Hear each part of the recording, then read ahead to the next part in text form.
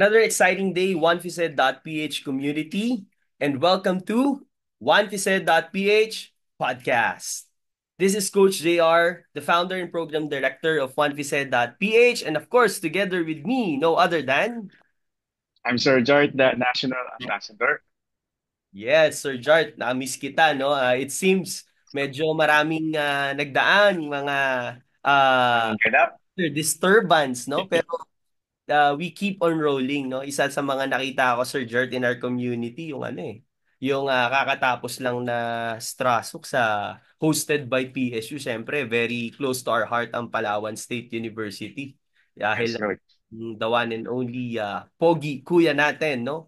Na si Sir Vince. Shout out to you, Sir Vince, and congratulations for hosting yung inyong inter-school athletic meet, no? Na annual athletic meet. And of course, as we continue in this podcast, we dive deep into the world of PE, sports, fitness, recreation, dance, health, and wellness. Our objective is to empower more people to be engaged in meaningful physical activity through the inspiring stories of our guests. In addition, take note of this that OneFized.ph is the voice and stage of the PE teachers here in the Philippines and beyond. So ngayon, Sir Jard, bago naman natin, of course, ipakilala yung ating excited na guest for this afternoon, Saturday, no? Of course, Sir Jart, gusto naman kitang kamustahin. Ano ba mga scoop mo for this week? Ano ba mga nakita mong mga ganap natin dyan in our community? Meron ba? So for Coach, parang napansin ko lang na very busy ang bawat isa kasi pa-December na. Siyempre, ang mga teachers around the Philippines I'm not sure if we're able to get their 13th birthday. Yun ang mga inaantay ng lahat mga ano yan, pakonsuelo sa Oh, nagdaang taon. So, congratulations. Sana all may 13th birthday. nako. Well, oo nga naman, Sir George, syempre, no? Everyone deserves to get their extra pay for this year for doing their great job for the work that they're doing. Pero Sir George, no, ano bang napansin mo sa ating page? Meron ba tayong mga important announcements diyan? Parang may na-release tayo this week, eh. Alright, coach. Para tama ako, titignan. Syempre, Oo. sa yung Well, yan. Pasok na pasok yan. If I'm not mistaken, Sir Jart, alam ko may nag-release na from our squad ng opening for 2025 ambassador. ambassadors. Right, no? We have 55 Yes, na as of aspirants. ang balita sa atin, meron applications tayo na 25, no? Nagulat din tayo, of course, no? Busy ang lahat. Pero despite of that, mahaba-haba yung form, no? Dahil hindi lang naman siya pangalan and so on. So they Yes. exerted an effort to be part of our 2025 national and international ambassadors. Pero scoop ko na lang din, Sir Jart, no? Our ambassadorship program is not only limited to those who are in the Philippines because take note that we already tap some ambassadors in different parts of the world, no? Like we have in North America, we also have in Europe, we also have in Middle East, and of course in Asia, napakadami na. Kaya we are really excited for what will be happening. Pero Sir Jart, we believe, no, marami rin tayong pwedeng i-offer sa ating mga ambassadors, no? Ikaw, Correct. any Yes, idea sa tingin mo, mga pwede nating bigay sa kanila just for them to be more excited for to apply as a ambassador of OnePZ.ph? well, of course, coach, for 2025 ambassadors, of course the current the current can reapply kasi we have so many things to do next year. Of course, we have our yearly program, the National Physical Education Convention. Napaka-important po nun kasi the ambassadors could be one of the organizers or participants. So that's a two-way experience. And in a way, coach, yung to be linked with partner organizations of One Piece, it is really, well, of course, a plus in our experience. sa aming pagka-teacher. So we have really, really many things to offer for next year. So abangan natin yan. That's really exciting because possibilities are really limitless. We like what we always mention here. One said.ph is the voice and the stage. And having said that, being the stage for PE teachers, we accept proposals and we accept opportunities that you would like to venture because we are just here to help you grow and help you to prosper with whatever projects that you would like to push through. Yun naman ang kagandahan. Tama. Yes, no? Kaya naman, of course, this is the main objective of this show, the PH podcast. This is more of storytelling of the life of our PE teachers that will be, that can serve as an inspiration para sa ating lahat. Ano, thankful ako kay Lord na wala na yung ubo ko, no? Yan, balik na sa ating boses. For this afternoon, I'm excited to guest na naman, Sir Jart. Talagang napaka-the best mo sa paggawa ng ating mga guests, no? Because our guest for this afternoon, of course, he will introduce himself. But our guest this afternoon is, let's say, one of our ambassadors also, right? This 2024. And we've seen his work, we've seen his dedication, we've seen his commitment towards excellence, not only in the organization where he is affiliated, but going beyond, like what we're saying here in One Pised, to reach out more people. That's why I will give the opportunity now to our guest for this afternoon, no other than Sir Philip. I'll just make it quick because I want you to introduce yourself. Go ahead, Sir Philip. Magandang hapon sa'yo. Magandang hapon din po. Good afternoon po, Sir JR, Coach JR, and good afternoon, Jart. It's nice to see you again. Parang familiar ka, Sir Philip, ah. Yes, very familiar. Ayan po. So, by the way, before I would like to introduce myself, I would like to greet you, both of you. May advance Merry Christmas po at talaga nga naman malapit na ang Pasko at maraming excited na rin. Kaya naman po, I would like to introduce, my name is Sir John Philip Revuelta. I am from Quezon Province. Ayan po, ako po ay isang DepEd teacher, almost 10 years in teaching.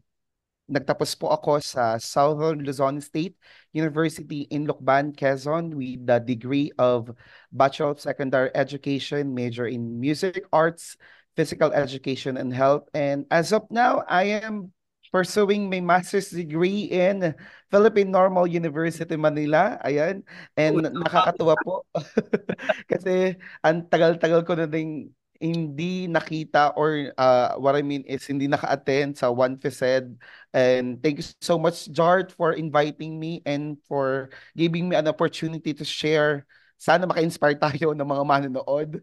Ayan, bilang isang MAPE teacher and PE teacher. So, yun po. yan. Well, Sir Jart, I know you're familiar kay Sir Philip. Anything na hindi niya na-mention that you know about Sir Philip bago tayo magsimula? Okay, coach. Sabi niya kanina, coach, sa pursuing the masters. Sir Philip, you can call yourself a graduate na. Pwede na yun. You are a graduate of PNU Manila. Yeah, Diyos ko. kailangan maging proud tayo kasi alam mo naman, hindi naman lahat nakakatapos. Exactly. Sobrang challenging, Ang hirap gano'n. pasok, ang hirap lumabas. Oo, tama, coach. So, Alam niyo na napaka, maraming tao. yes, siksikan palabas. Ayun, coach. Very interesting, coach. Ang kanya, very colorful ang life ni Sir Philip sa pagkakakilala ko sa kanya. So, malalaman natin yan maya-maya. Ganun.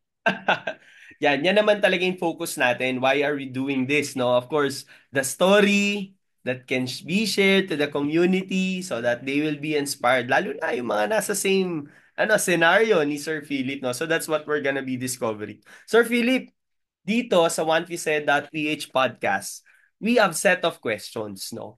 And of course, yung number one, syempre, to determine the foundation. Like many PE teachers that we already interviewed, you just want to discover how did you start your journey. Isa kang guro, isa kang coach, yung mga idea na narinig ko sa'yo before we started podcast. But how did you start this journey and how were you able to reach where you are right now? Paano ba na-achieve to ni Sir Philip? Kwento.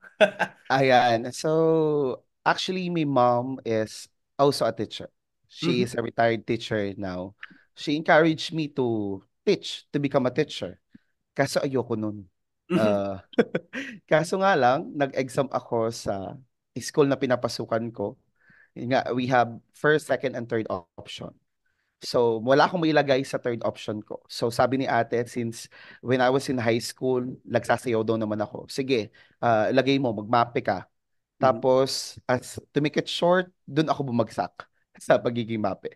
So, ang plano ko po talaga is lumipat once na nakapasok ako sa university yun. Pero, hindi para bang nag-realize sa akin na, oh, I'm starting to love teaching. Kumbaga po ay ganito pala ang magturo. Ganito pala ang mag-share ng knowledge to my future student. So hindi na ako nag-shift, nag-decide po ako na magtuloy na ng major ko. Yun na nga po, BS Ed MAPE. Mhm. Dahil hili ko din naman talaga ang pagsasayaw. And of course, the other sports as well. Nagsimula siya ay nakagraduate ako ng MAPE without any honors. Mhm. But I am very glad na tinanggap ako nung nag-apply ako sa school na pinapasukan ko bilang college instructor. Mhm. Nakakagulat kasi when I was in college, sayaw, sayaw, sayaw lang ang gusto ko. Wala akong master na sports, but I can play. I can play different kinds of sports, pero Mhm. hindi magaling. At least, Tapos, this is one of the best challenging na experience ko. mhm.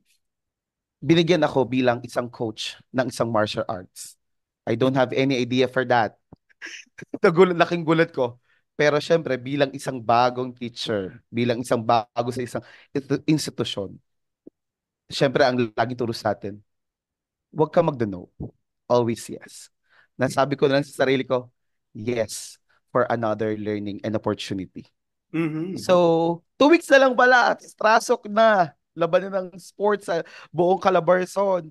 Sabi ko, paano ko i-handle? How can I handle this team without any idea? So, nagpaturo ako sa mga team. Kasi iniwan daw sila nung kanilang coach before. Walang maghahawak sa kanila. Pero yung team na yon isa sa nagbibigay ng medals during the Strasok regionals sa school na yon. Mhm. Then, sige, paturo ako sa mga players na kung anong gagawin ko, turuan niyo ako, ganyan, ganyan, ganyan, ganyan. Kasi I have 2 weeks. Nagpunta kaming Palawan State University dahil dun po ang Straso. Mhm. Then, na-realize ko, hindi ako marunong magkarate do. I don't have any idea. I know the rules. Nabasa ko lang. Pero alam niyo po yun, para bang, ganito pala. So, nakakuha naman kami ng gold. Siguro maybe 3 golds ata noon na malaki ng tulong. Pero sabi ko sa sarili ko, babawi ako. Hindi pwedeng. Kahit hindi ako marunong magkarate do, pero I will master the rules. I will help my players to improve their skills and also their confidence. So, by the following year, yan na. Sabi ko sa sarili ko, babawi ako. Tapos dumating yung time na inaral ko lahat how to improve the skills. Nakinig ako sa trainers, nakinig ako sa nagtuturo sa kanila, dinala ko ang mga bata ko sa iba't ibang seminars about karate do. Then doon na nag-start na natuto ako. Pero hindi po ako malalaro ng karate do. Natuto lang. So, yun na. Dahil lumaban ulit kami ng Strasok, eto na. Isa po sa hindi ko pinagsasabihan, nakikipagtalo na ako sa mga coaches na matagal na. Sige, pag Sabi ko, oh my God! Sabi ko, hindi, kaya ko to, kaya ko to. Pagtalo na, ay sir, hindi po, para pong ganyan po, mali po sa rules and regulation, ganyan, ganyan po. So, in a good way naman po ang pakikipagtalo ko. Tapos, pinagsisihan. And then, I'm glad na nakakuha kami ng 6 golds, na tuwang-tuwa lahat ng officials, lahat ng co-teacher ko sa nakauwi kami ng 6 golds sa karate do. And then, nagturo din ako ng basic PE na sepak. Tapos doon na iniwanan ko muna ang pagsasayaw. Pero andyan palagi yung passion ko sa pagsasayaw na malaki din naman sa akin. And also, ito kasi yung pagkakataon na it's about time to learn something new. It's about time for me to learn na hindi lang pagsasayaw, kundi experience ang different kinds of sports. And also, I decided to resign po to my town dito po sa Mauban, Quezon. Then, uh, wala akong hawak na naglipat ako sa DepEd. Pero ginawa kong assistant bilang assistant coach ng Taekwondo. Mm. Ayan na po. So, simula ako noon and then natuto na naman ulit ako ng iba't ibang sports and I love to learn something new. Tapos hanggang ngayon, dala-dala ko pa rin yung tunan ko at lubos ako nagpapasalamat na hindi ko tinry, ako no sa opportunity na matuto ng bago. Kaya doon nagsimula hanggang ngayon po, I'm also the coach of our Pastorian dance sport team Mhm. na hanggang ngayon po ay lumalaban in our division, regional and national competition. So doon na po nagsimula at tuloy-tuloy po ang pagtulong sa mga atleta at sa mga estudyante. Yun po. Wow. Parang sinagot na ni Sir Philip, Sir Jet, lahat ng natin, eh, no? Lahat ng Parang, no? Pero Sir Jart, I just wanna get your feedback from this storytelling na sinabi ni Sir Philip. What are some insights about it? Ako after you. Well, of course, coach, yung so far we had stock Rafa last time Mhm. and well talagang mga base sa ating mga humble eh. No? So si Sir Philip, yan po talaga yan parang hindi ko kaya. Pero kasa ganun siya palagi coach. Yung, hindi, pwede ba ako dyan? Kaya parang hindi ko kaya yan kasi hindi naman ako magaling, mga ganyan-ganyan. So, he's kind of like that. And then, hindi niya po nabigay coach yung detalye dun sa dancing kasi po coach, di ba po binanggit niya nagda-dance sports, nagko-coach siya ng dance sports, pero dancer po talaga siya ng dance sport at adjudicator din. Tama ba, Sir Billy? Adjudicator pala. Yes po. Wala Ano pa siyang naman po? trip coach. National Adjudicator po, Class E from PDSF, yung Philippine Dance Sport Federation. Yan, yan po. Coach, pag wala siyang trip sa Quezon, dumadayo yan ng, ng ibang lugar. Tapos, ganun-ganun lang, may ipapanalo, tapos may ipapatalo din. At saka coach, cheer dancer siya. Bumubuhat Ah, siya ng isang buong squad. yan po, alam mo na Coach JR, kilalang kilala ako ng Sir Jart. Yes, hindi ko po nabanggit. I'm also a varsity player po, SLSC Phoenix Pep Squad nung Hmm, college. Yan po. sample nga. Representative po kami ng Quezon Province Regional to National Cheerleading Championship. Well, ako just wanna share something, no? Because I always hear kung ano yung sinasabi ng ating magas, eh. One thing about this is that the lesson that we can extract from what Sir Philip shared to us is that hindi siya nagsettle sa kanyang comfort zone. In PE teaching as a PE teacher, it's really complicated to settle in kung ano lang yung gusto natin. We don't know what particular task level cluster ang i-assign sa atin. We don't know where the road will lead us, right? Therefore, it is really important, especially sa ating mga bagong PE teachers dyan, no? Mga pra-graduate, that just open your opportunities. Just widen your network. Go to the horizon and explore maraming sports and look kung saan mo talaga. Like for example, Sir Philip is now uh, dance sports adjudicator. Hindi naman madali din maging isang judge sa isang dance sport competition. It's a certification. It is really important. No? Nung medyo bata-bata pa tayo, I remember those things na tama-tama din, no? Nag-a-align sa mga storya talaga. And kapag inopen mo yung door mo, maraming opportunities ang darating. Well, I mean, same scenario as Sir Philip, no? I'm uh I'm into track and field, more in sports, but I was assigned to table tennis and UAAP team. Yeah. I know my strength. I get somebody to train the team. I am the master plan, the one to create the master plan now from seventh place to UAAP championship. Wow. Yun talaga, di ba? That was 10 years ago. No, I left the team in Oh. hands. No, because I just want to establish kasi sabog yung programa, di ba? Strategic plan talaga ang kailangan to bring them after a couple years to championship. Yun yung kailangan. It is the same story as Sir Philip, no? We just need to explore, open our arms to accept possibilities, And when we give time, effort, and heart, passion about it, then we will be rewarded with what we are expecting to get. Like in One Piece said, who will imagine that just an ordinary PE teacher who took the courage noong 2014-15, then when the pandemic strike 2020, right? No, lahat nang hihingi ng tulong, ginawa natin. And look now, those people we helped during the pandemic are now flourishing because kailangan talaga may mag one step forward so that others will be empowered. Kaya Sir Philip, I'm challenging you kasi the next question is very important. The next question is that kung nagawa mo yan sa iyong sarili, paano mo to gagawin sa ibang tao? Or what's your plan to empower students, fellow teachers, or how do you envision Sir Philip to be somebody who will take the lead to step forward and inspire other PE teachers, students to achieve greater heights? Actually, coach, it's really hard to be a PE teacher. Napakahirap.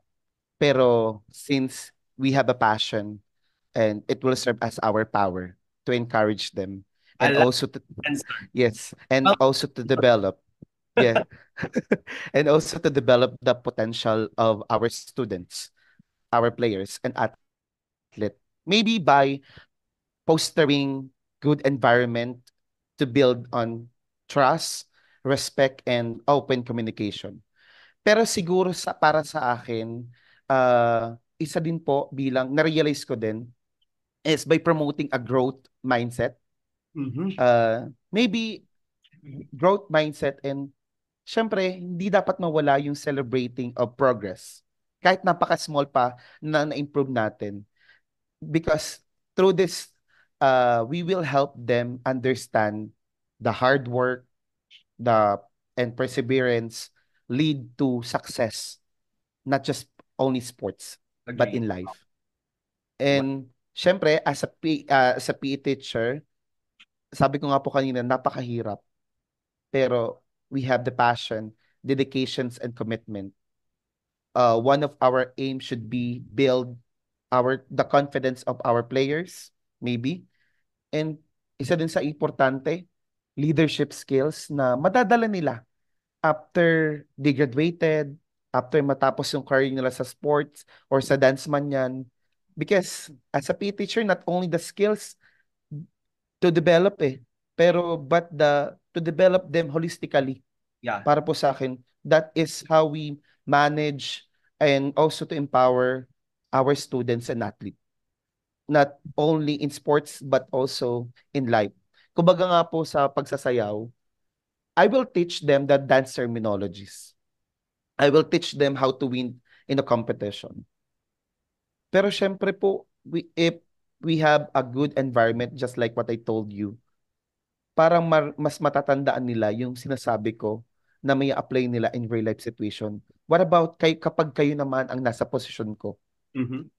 Kumbaga, kung paano ko kayo in-encourage na matuto, kung paano ko kayo in-encourage at tulungan na i-develop ang skills ninyo. So that is also naglalaro sa isipan ko na kailangan nilang matuto, not just only in sports, not just only in dance, but in life of the world. Yun po. Sir Jar? Coach, ano na ako niyan, na isa ako sa mga na-boost ng confidence ni Sir Philip. Kasi nung nasa grad school pa kami, super hirap na hirap ako sa mayaw ko. Hindi ako dancer eh.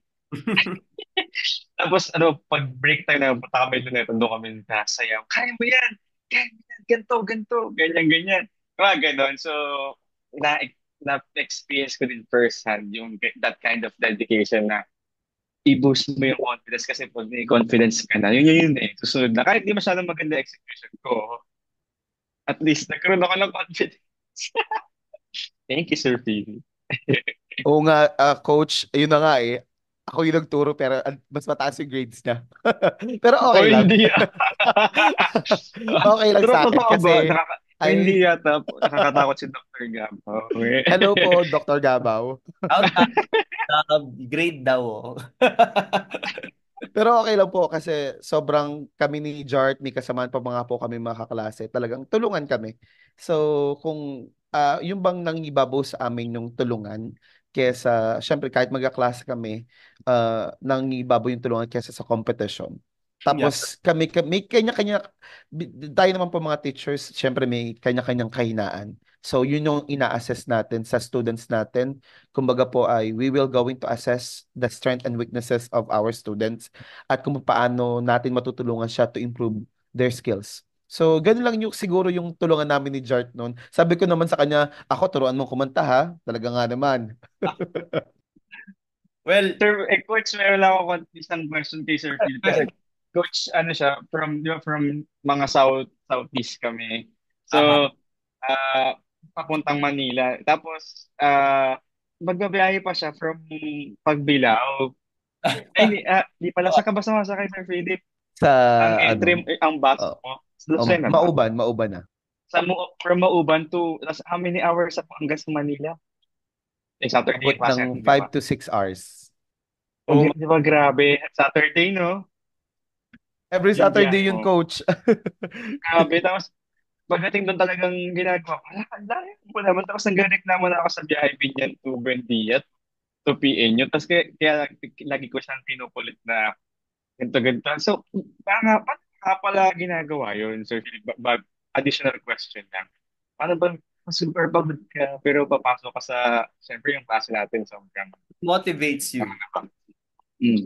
Actually, the school itself, siguro po, one of my dreams is to study in Center Excellence for Teaching Education sa Philippine Normal University. Siguro pag nakikita ko yung logo, yung pintuan o yung school ng PNU, nagmo-motivate ako, oh my God, another opportunity to learn, another opportunity na matuto ulit. At syempre tayo bilang PE teacher or mga teachers as a coach, hindi pwede yun lang yung alam natin. We need keep on improving ourselves, keep on learnings para pag may mas matutulungan natin yung mga bata. Kumbaga, nag-aaral din ako para ma-share sa mga bata and also to inspire other PE teachers. Wow. Kasi sobrang hirap. Kasi nga, alam natin, Jart, yan, ang standard ng Philippine Normal University, Manila. Sobrang, alam mo yun, napakataas ng standard pero sulit ang Mm. pag-aaral. Oo nga, yun ang Masasabi ko standard talaga. pero sa mga kinakain natin mga estudyante, yung pansit canton sa kamonay, ganyan. Yung Yun yung nagpa-motivate sa iyo eh. No? So, sarap Uy, pag binibili doon, hindi kasi sa bahay hindi. niluluto. And also the bonding na meron tayo magkakaklase. Siguro 5 kami, 6, something like that. Mga ganun po. Well, alam mo yan, Sir Philip, no? Lagi mong tatandaan yung mga storya na yan whenever you are there to encourage, to inspire other students. Even the teachers who are struggling with their graduate school.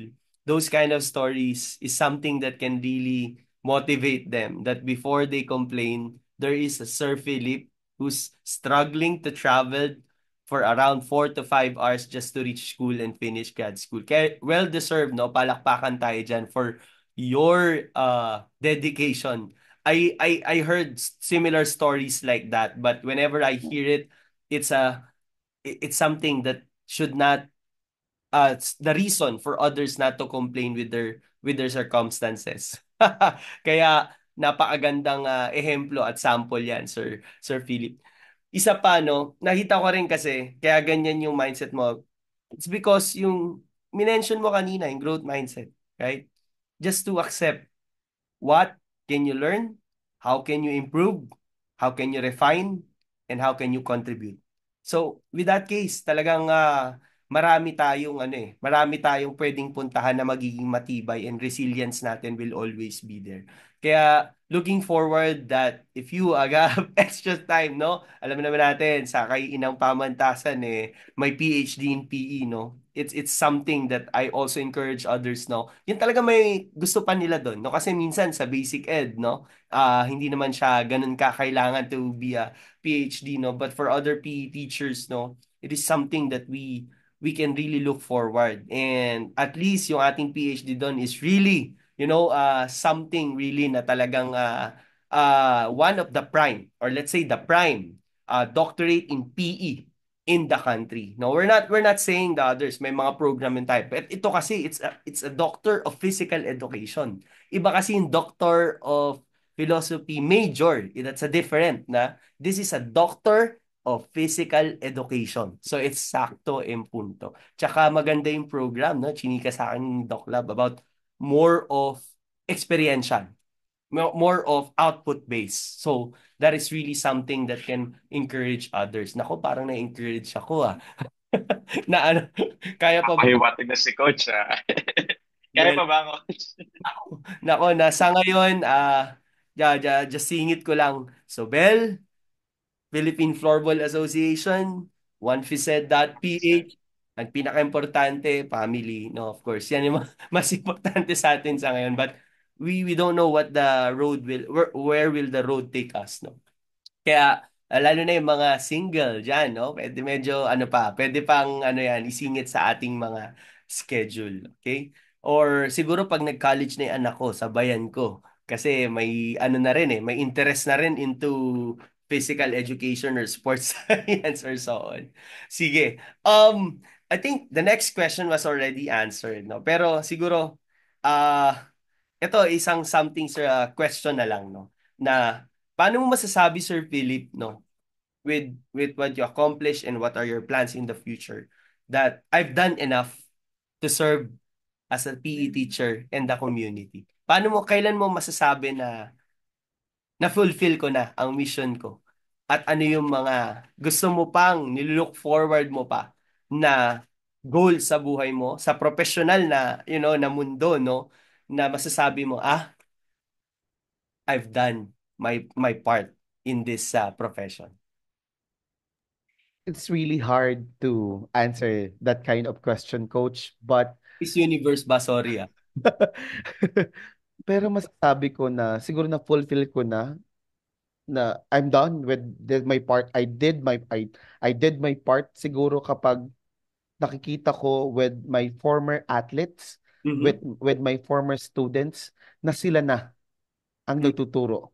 Sila na ang tumutulong uh, na maghubog ng mga estudyante at mga future athletes na talagang ang kanilang dedikasyon at ang kanilang passion sa pagtuturo, sa pagtulong at sa paghubog ng mga batang atleta, masasabi ko pong, it's about time. Maybe they can ask me for for an advice. They can ask me to consult kung ano pa yung pwede. Siguro doon ko masasabi na I've done enough. Naturuan ko sila ng maayos. Natulungan ko sila kung paano mahubog or hubugin ang mga atleta, a future athlete or our students. Talaga nga naman, mayroong mga plano pa ako, siguro patuloy pa rin na tutulong. That is my plan. If ever na talagang what we call tapos na ako, pero maybe hindi ko masasabing ayokong tapusin as long as umihinga pa ako, pero gusto ko pa rin tumulong Mhm. in a very small way, kahit a piece of advice pa yan, kung paano pa yan kakatulong, gusto ko pa rin tumulong. Pero if time na yon, siguro I will continue to help. But that is my plan, Coach. Gusto ko pa rin tumulong. And wala, para bang hindi sumasagip sa isip ko na, oo, maybe tapos na yung role ko, pero hindi sumasagip na tumigil sa pagtulong sa mga athlete natin. Yun po. Wow, what a very inspiring message, no? Yun yung pinaka-gusto ko, Sir Jart, sa sinabi niya, no? When I see my athletes or my students doing the same passion that I'm doing. So, Right, right. ang pinaka-fulfillment talaga sa atin on our professional aspect, no? And I don't know with your story, I don't know why you decided to be PE teacher, but I'll admit that I'm a product of a PE teacher. Ang PE teacher ko din ang dahilan ba't ako nag-take ng PE in PNU for my for my undergraduate course, no? Kaya uh you know our role as PE teacher, I'm not being biased. but it's really vital because we are dealing not about the sport, not about the dance, not about the recreational activities, but like what I mentioned always, we're dealing about inculcating to our students to give prime and value to regular physical activity. Because our mission is to ensure that these students that we have now will continue the kind of physical activity that we're providing to them beyond academy. So we can create a country where citizens are physically active. It's a long journey. It's a tough journey because there are different stakeholders to make sure that everyone's really moving well, government, private institution, NGOs, and so on. But if we made an impact, sila student mismo ang gagawa ng paraan in the future that they should do regular exercise. And the power of our words, the power of our action, our inspiration, the activities that we provide will define what kind of citizens will they be in the future in terms of physical activity. So for me, it's a good story. This afternoon is a really good story, but I want also to give chance to Sir Jart, no, to just give some reflection with our conversation this afternoon based on the story of Sir Philip. Well, of course, Coach, nagtatranscend the core, the character of a teacher really transcends to whatever he or she does, and that's very important. So we are lucky. I think we are lucky because Filipinos, nakita natin yung sobrang hardworking na mga teachers natin before. And of course, our parents. Of course, we don't have a perfect community that we have, but at least we appreciate the tiny and beautiful things that we see around, and that's very important in honing the kid na lalaki at magiging professional at yun. At yun yung lagi ko din po parang gusto ko dream ko in the future. At least kahit pa paano, unti-unti, kung maganda na rin yung PE program sa Philippines, para naging professionals, competitive na yung salary, yan. At gumaganda na yung status ng ating community. So, yun po. Yeah. Well, we are the people who will define the future. We have the strength, we have the energy that we can use today so that this can be or this can have an impact for the kind of community that we have in the future. Kaya naman, of course, Sir Philip, we're so blessed and so thankful with all our heart. We're really thankful for this opportunity that we're able to speak with you. This is the power of storytelling. This is the power to share the story that can put strike an inspiration to many PE teachers. Yes, we may be no, at some point we may be so owning with all the credentials that we have, but we should go back to the reason why we are existing here. The nature of the subject itself is more of physical education and holistic development. And that's what we need to give importance, no? Kasi sometimes we may be too rewarding with all the things that we have, no? We have everything, lahat na. Baka buong alphabet na natapos na yung nakakabit sa ating pangalan, 'di ba? Masters, PhD, so on and so forth. But at the end of the day, what do you do to put meaning to the life of others? That's the most important. It's not about the credentials that we have, but the intimate message that we bring to our students, to our athletes in every day-to-day living. Kaya naman na our big salute to you, Sir Philip. Continue the work that you're doing. And again, this is just the beginning of the stage that we offer to you. You're always welcome to share your passion, your talent. In all areas, dance and sports. Sir Jart and I will be here as part of this community, learning community. And we look forward to have you in our programs. Dahil kayo ang boses, tayo ang boses, at ang entablado ay sa inyo. Muli, thank you, Sir Philip.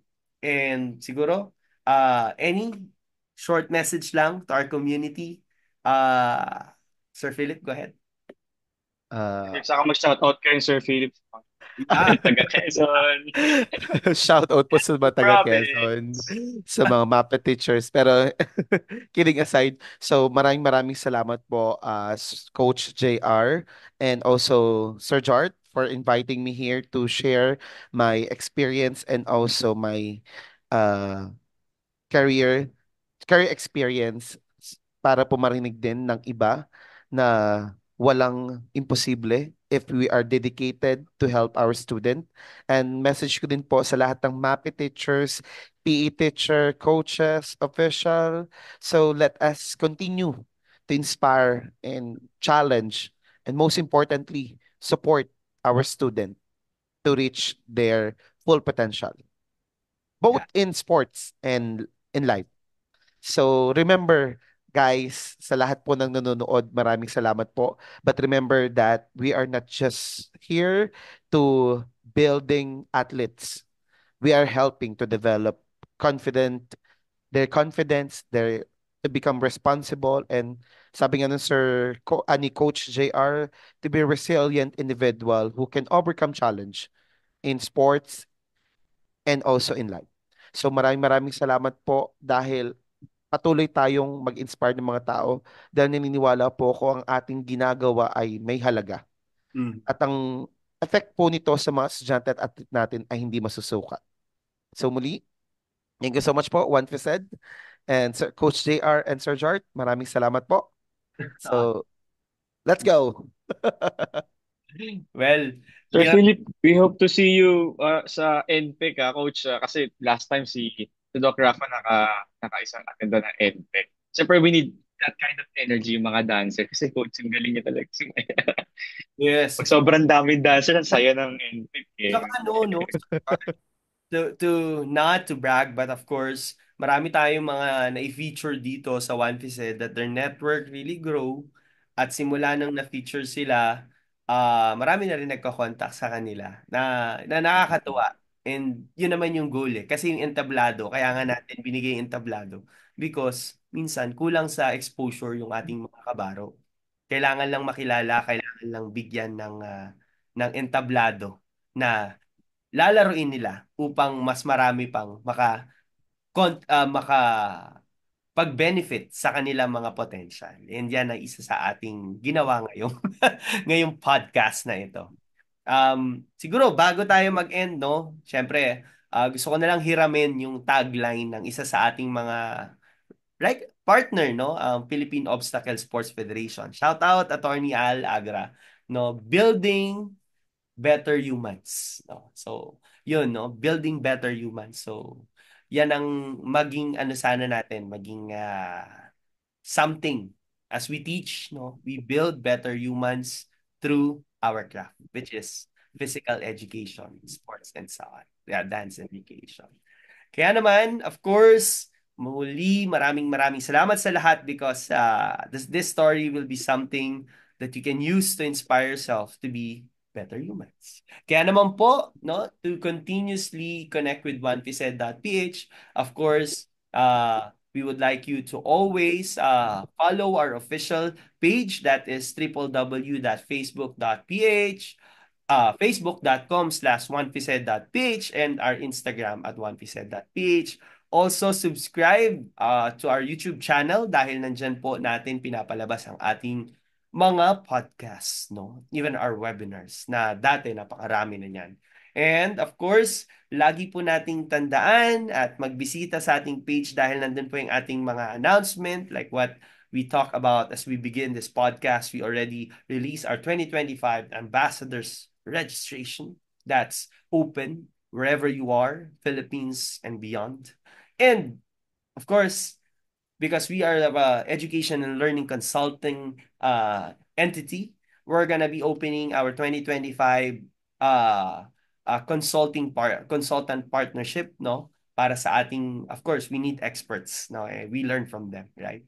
And of course, yung ating organizational partners, yung ating we usually partner with NSAs, mga dance organizations, mga ganyan. because we want to help them as well to bring their programs to our communities. Hindi lang yan, no? Sir Jart, announce ko na rin. Open tayo na registration para sa hosting ng NPEC 2020 Yes, coach. 6, 27 para at least, di ba, na-foresee na. No, yan, ganyan. And marami pa po, no? We already have our calendar, so watch out. We're gonna have our infographics, our poster about the programs for 2025. And again, at the end of the day, we have our objective, and that's to empower our PE teachers. Kaya, muli, maraming salamat sa kasama po ang aking partner na hindi ako iniiwan, no? Kasolid at yun na lang, magkapares na kami ng aming shirt ngayon, no? Na Hey. uli, Sir Jart, no? Very humble person. Thank you for your life, for uh Welcome, coach. and of course, thank you to Coach Josh all the way from Canada who's helping us with our posters and so on. And of course, our guest for this afternoon, Sir Philip, mabuhay ka. And we look Salamat po. forward to see you flourishing beyond what you can imagine. And once again, this is Coach JR, your host in OneFisaid.ph podcast. Maraming salamat and kita-kita ulit tayo sa susunod na ating episode. Once again, this is Coach JR saying, together, let's break the limits and go beyond. All right. Yeah. Salamat and see you again sa susunod. Bye.